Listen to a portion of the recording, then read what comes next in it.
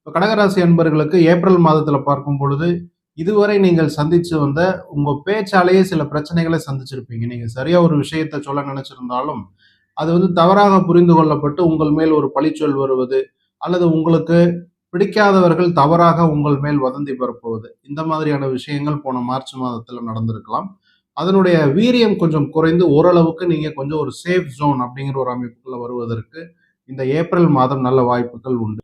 இதுவரை சந்தித்து வந்த பிரச்சனைகளை ராஜதந்திரமா கையாண்டு அதிலிருந்து பிரச்சனையிலிருந்து வெளிவருவதற்கு அல்லது அந்த பிரச்சனையே உங்களுக்கு சாதகமாக மாற்றிக்கொள்வதற்கு இந்த மாதிரியான ஒரு சூழ்நிலை இந்த ஏப்ரல் மாதம் கடகராசி கடகலக்ன நண்பர்களுக்கு ஒரு சான்ஸ் உருவாகும். சில கடகராசி அன்பர்களுக்கு சொத்து சம்பந்தப்பட்ட பத்திரங்களில் ஆவணங்களில் அல்லது வங்கி சம்பந்தப்பட்ட ஆவணங்கள்லாம் பார்த்தீங்கன்னா ஏதாவது கொஞ்சம் குளறுபடிகள் இந்த மாதிரியான சூழ்நிலைகள்லாம் இருந்திருக்கும்.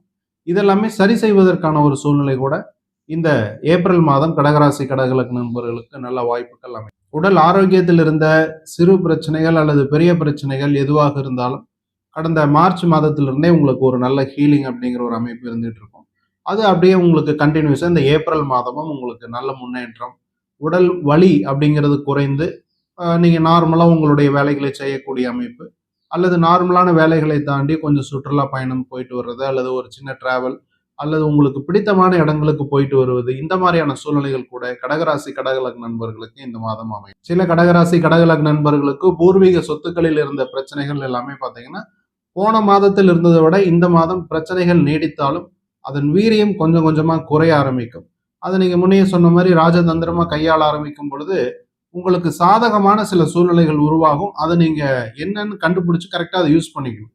அந்த அமைப்புல போன மாதம் இருந்ததை விட இந்த மாதம் உங்களுக்கான பிரச்சனைகள் ஓரளவுக்கு உங்களால் சமாளிக்கக்கூடிய அமைப்பில், அதுவும் பூர்வீக சொத்து, பங்காளி சொத்து இந்த மாதிரியான பிரச்சனைகளில் இருந்த ஒரு விஷயம் குறைய ஆரம்பிக்கும். இளம் வயது புதிதாக வேலை தேடிக் கொண்டிருக்கக்கூடிய இளம் வயது கடகராசி கடகலக்ன நண்பர்களுக்கு இந்த ஏப்ரல் 15ஆம் தேதி, அதாவது தமிழ் வருட பிறப்புக்கு பிறகு உங்களுக்கு ஒரு நல்ல வேலை வாய்ப்புகள் தேடி வருவதற்கான சான்சஸ், ஏற்கனவே வேலையில இருந்தாலும் ஏதாவது ஒரு இன்டர்வியூ வேலை மாற்றத்திற்காக இன்டர்வியூ அட்டன் பண்ணி அதனுடைய ரிசல்ட் வருவதற்காக காத்திருந்த கடகராசி கடகலக்ன நண்பர்களுக்கும் இந்த ஏப்ரல் மாதம் 15ஆம் தேதிக்கு பிறகு நல்ல செய்திகள் வந்து சேரும்.